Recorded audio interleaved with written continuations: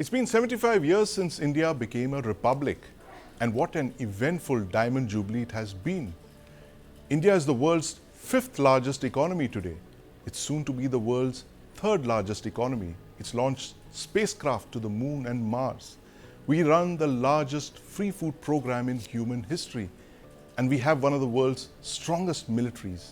What's not to celebrate about all of this? But just beyond our borders, an arc of instability seems to be emerging. Countries that were once stable and peaceful are undergoing violent regime change and internal disruption.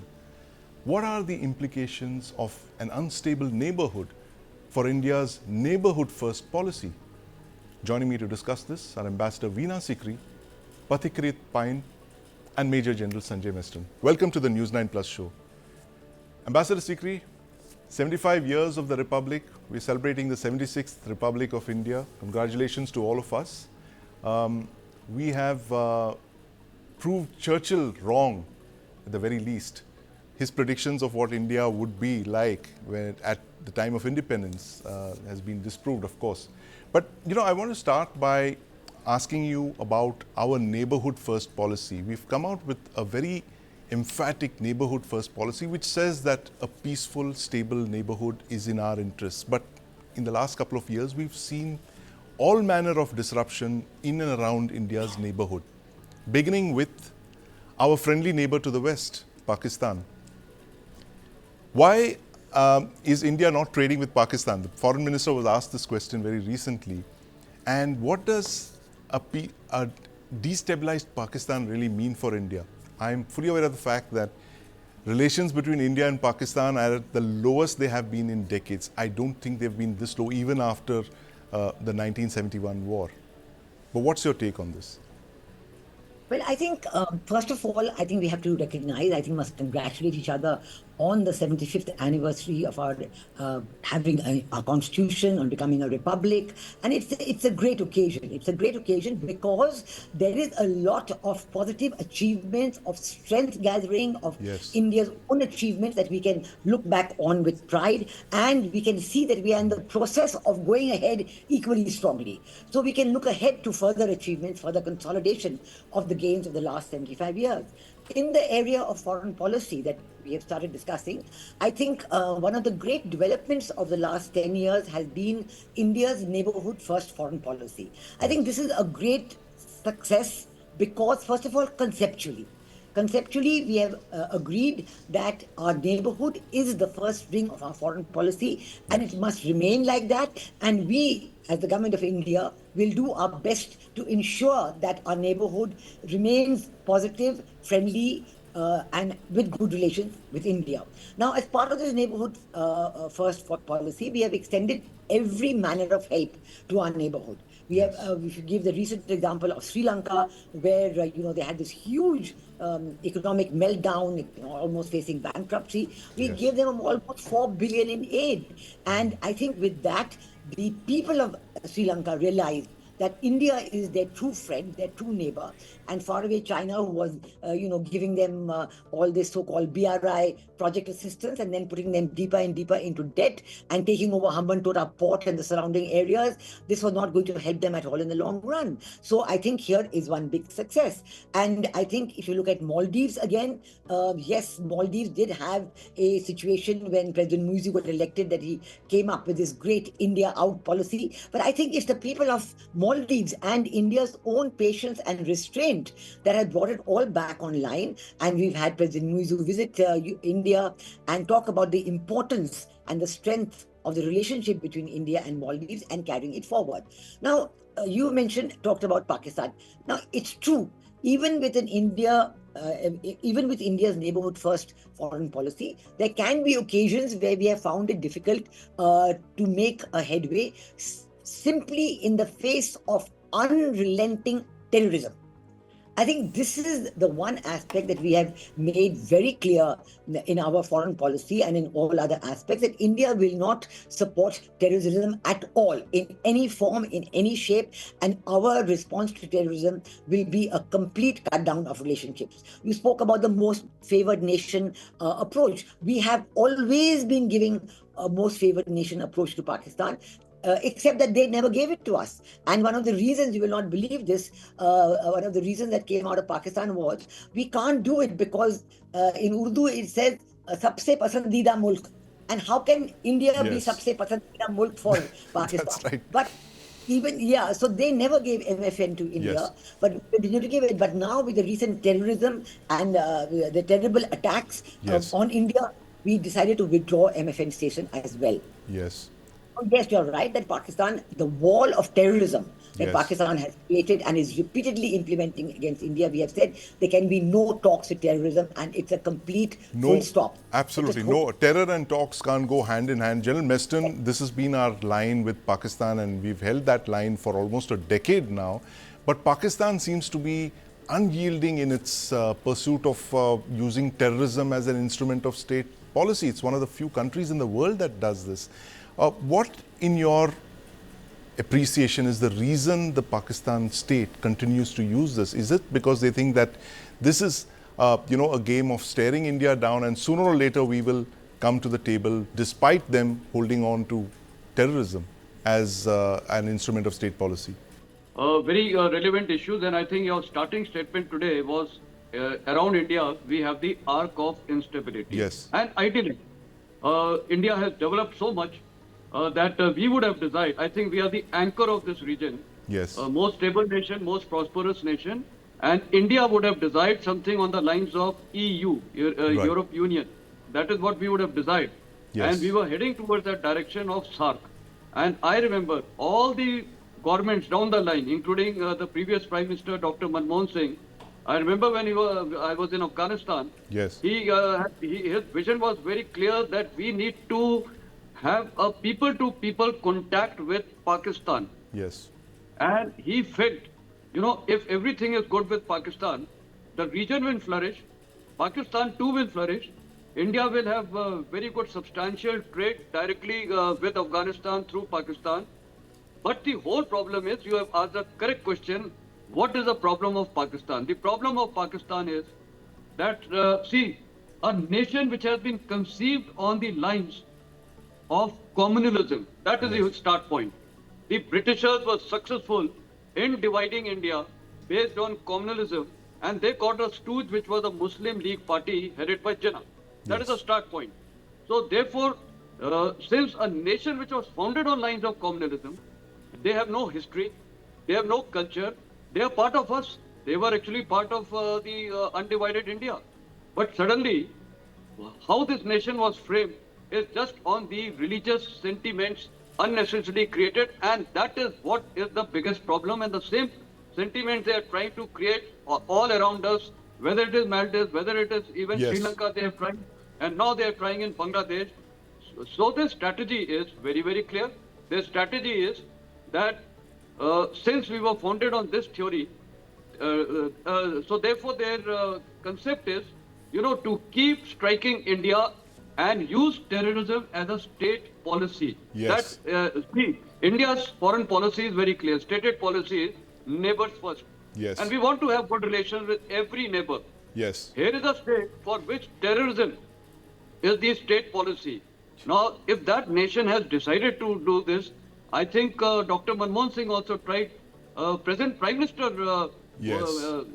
Modi ji tried. He went to Pakistan, met Nawaz Sharif, and so many things have happened. And even in his first, term swearing in, Yes. when he was to take He over was the Prime he was an Minister, he had invitee got to all the the Rashtrapati papers. Bhavan. Yes, sir. It's been a decade Yeah. now, General Meston, and a Pathikrit, neighborhood first versus terrorism first. These two policies are incompatible. And do you believe that the Pakistan army is at the root of all this trouble? The fact that they control the immediate foreign policy, with the United States, the India policy, all of that. The DGIS, I am sure, would be one of the foreign ministers of Pakistan, the way he's been jetting around in India's neighborhood. Do you believe things could change under an Imran Khan who's not well disposed to the Pakistan military, or will this just continue, this addiction to terrorism as a tool of state policy? So, Sandeep, my best wishes to everyone on this Republic Day. See, there are two things. Number one, just because we want everyone to be happy, just because we want everyone to prosper equally with us, doesn't necessarily mean everyone else is happy to see India prospering. And that distinction that we have to keep in mind. Pakistan's foreign policy, military itself is a tool which has been used by the West for a long time, then by the Chinese. So I don't think that the Pakistanis, what they do is just the Pakistanis doing. There are hands which pull the strings from behind. Right. So we have had incredible amount of achievements in the last 75 years. You can spend days talking about it. It's so amazing, so comprehensive. But at the same time, we must introspect in some of the things which probably we should give a little more focus on. Number one, the West always wanted India to be externally. Once they realized that this country will not disintegrate, they started using this statecraft policy that externally stable but internally in chaos, and a troubled neighborhood which will keep on, creating problems for India. Now, two things I want to focus, and I would request if that can be taken forward. Number one, there is a presumption in many of these countries, perhaps including in Bangladesh, we have seen in Maldives also, in Nepal also, that whatever we might do, India will never be against us. India will keep on helping us, even if we are absolutely anti-Indian. That is a presumption that many there have, delusion rather. Somewhere we need to, draw a red line, that these are the red lines you cannot cross. Secondly, unfortunately, while in 1971, India played a decisive role in defeating Pakistan, unfortunately, from 1971 onwards, till probably when 5th of August, the narrative building inside Bangladesh was given away by India. India never tried to control the narrative within Bangladesh. Right. What you see happening in Bangladesh is not happening today. From 1971 onwards, the Razakars, funded by Pakistan and others, kept on creating a narrative against India to the extent that what you saw in 5th of August, many got surprised that how is it people of Bangladesh are so anti-Indian. Yes. It's because while we had a great victory in 1971, but we were happy with that only. We were still in that honeymoon period. We never thought what is important henceforth. And that is where I think we must introspect that while I might be nice to others, does not necessarily mean that it will be reciprocated. You need to put terms and conditions to things. And that is what the West has always done. Right. Whatever Absolutely. the West does. Pathikrit, the point well made. Ambassador Sikri, Bangladesh, our recent neighborhood headache. There's a lot of pressure now to hold elections. I'm sure the political parties in Bangladesh are also very uncomfortable with this new taste of power that the current regime seems to have developed, and the elections keep getting postponed. Beyond pressurizing Bangladesh through the world forums, through our diplomatic level engagements with them, what else can India do to ensure that peace and stability returns to Bangladesh? Because we can't have a country the size of Bangladesh literally go down the tube. It has implications for our northeast as well. I think that's a very important point, and I think that we have reacted to the events in Bangladesh with great restraint. Yes. We have done the correct thing. We have said we are willing to deal with you. We have said that we want a democratic, stable, and prosperous Bangladesh. So I think that what has happened in Bangladesh is an example not of the arc of instability that you have titled your show, but as the arc of instability that other people are trying to create in our neighborhood. Of course. There are many people in the world, I think the deep state in the US, the Biden administration, some of them, they show they're uneasy with India's rise. They're uneasy with the fact that India will soon be the third most prosperous nation in the world. They feel that, they trusted China to be great friends as they rose economically, and China, of course, has betrayed all of them. Yes. So will India... So we have to live with these kind of efforts from the rest of the world. We have to live with that on the basis of our own self-confidence and on the basis of our own ability to deal with our neighbors and bring them back along the path of democracy, stability, and prosperity. And in Bangladesh, that is exactly what I see as the people of Bangladesh pushing for.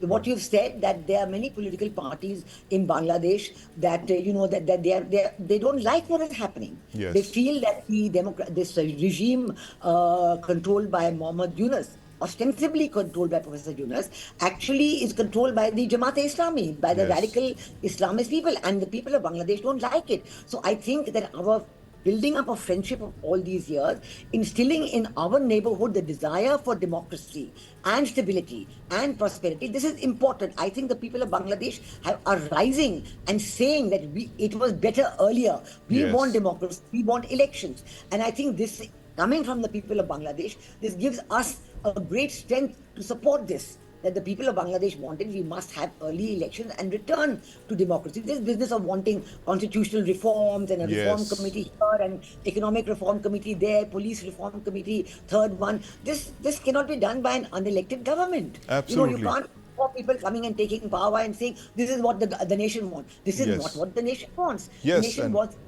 and the elected government will decide. Nation And I'm wants sure- elections, indeed, Ambassador Sikri. But, General Meston, as Ambassador Sikri pointed out, that India has been incredibly patient with Bangladesh despite all manner of provocations. But, this thing of a government that doesn't seem to have any legitimacy, taking power and then continuing to carry out these kind of reforms, saying that, look, the time is not right for elections, postponing the return of an elected government. That imposes a lot of pressure on our ties with Bangladesh because, you're looking at a kind of a quasi-emergency, if you can call it that, in Bangladesh, where a government which doesn't seem to have any legitimacy has taken power and is now continuing to reshape the political landscape. Is there a point beyond which you think India's patience will snap and some kind of hard measures will follow? See, firstly, we should be very clear. If we keep talking about ISI and deep state, yes, their aim and strategy is very clear. But what are we doing?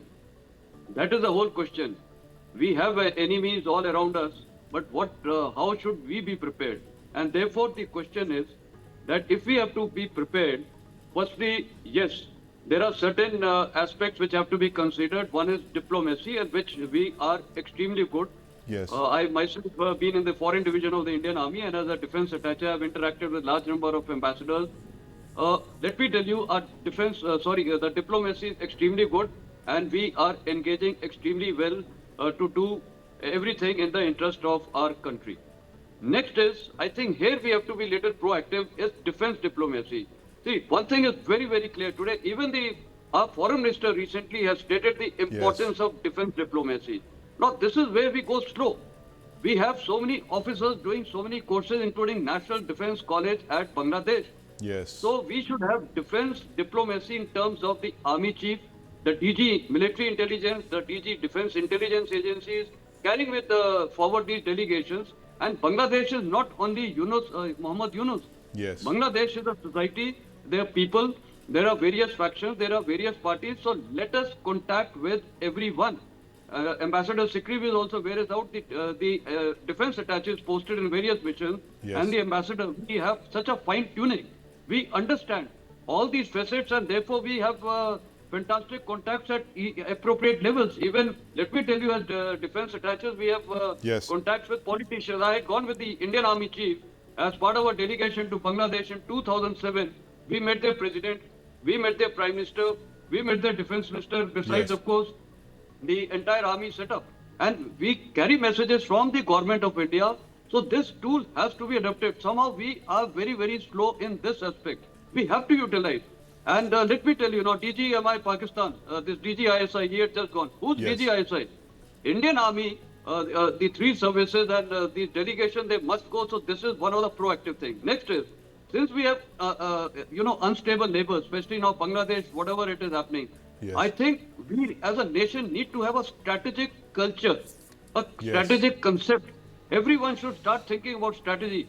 If you see our day-to-day politics, what do we keep hearing? Strategic culture has to be developed in this nation, and therefore, first and foremost is how to engage this nation. Number two is, if these people have decided to target India, we need to strengthen our borders. How is it that so many illegal Bangladeshi migrants are pouring into India every day? There are people who are getting Aadhaar cards. How are they pouring in? We need to have a proper grand strategy as to no infiltration of any kind should be acceptable. How that lady from Pakistan through Nepal entered in broad daylight when SSB is guarding that border, Seema Suraksha Bal. So this is unacceptable. We have to have a proper strategy and people should be held accountable. Yes, These absolutely. infiltrators, Soft power to be backed by hard power, General Mester, as you mentioned. But now, I want to talk about our neighbor to the north, the second largest land boundary with China, India shares. Ambassador Sikri, the Trump effect is now in full play globally. It's literally an order, an hour, if you can call it that. He has completely disrupted global politics, in a way that only Trump can.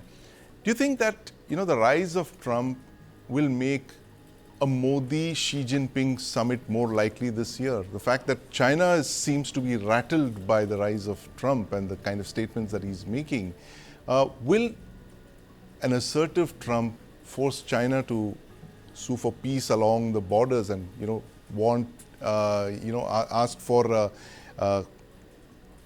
quiet borders with India, because they've just withdrawn from there? How can we build on what we have achieved so far by standing our ground in Ladakh with the Chinese? Well, I think that you're right to some extent that, last year, just after the election results in the US and President Yes. Trump's return became inevitable, you did see, by a coincidence, I think, of some kind, that yes, there were talks between India and China, and the Depsang and Demchok issues were resolved, and patrolling could resume, and so on. And now our foreign secretary is about to visit China. Yes.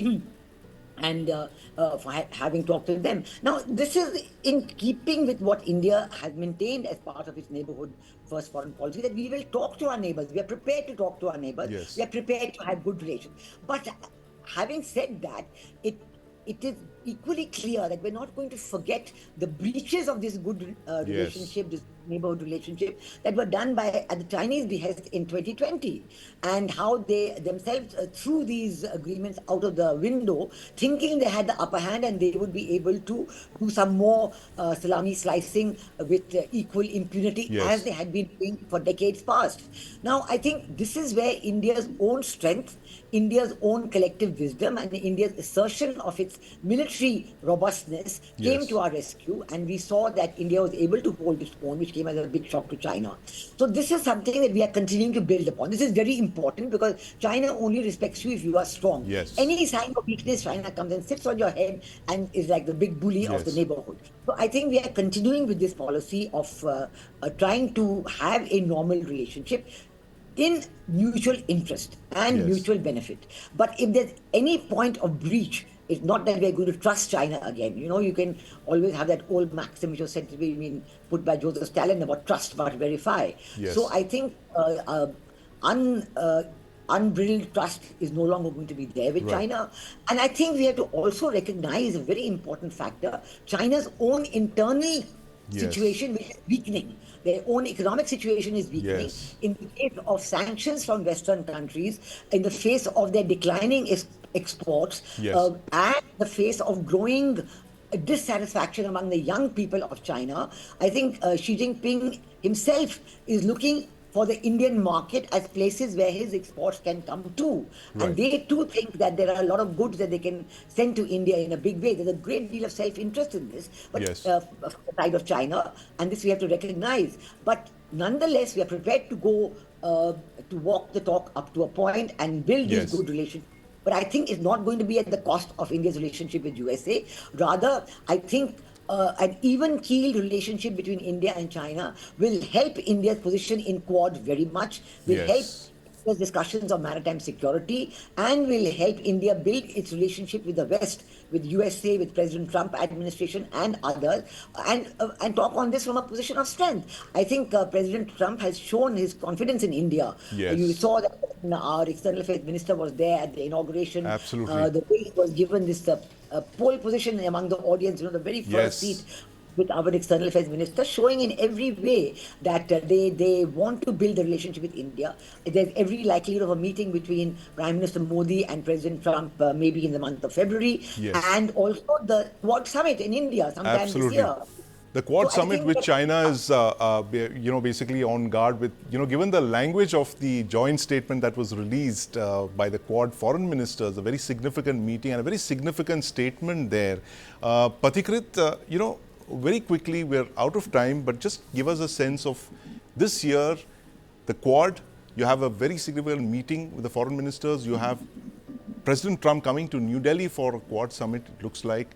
Will China be on guard with all of this? Can we expect a better behaved Xi Jinping 2025, at least in Donald Trump's presidency?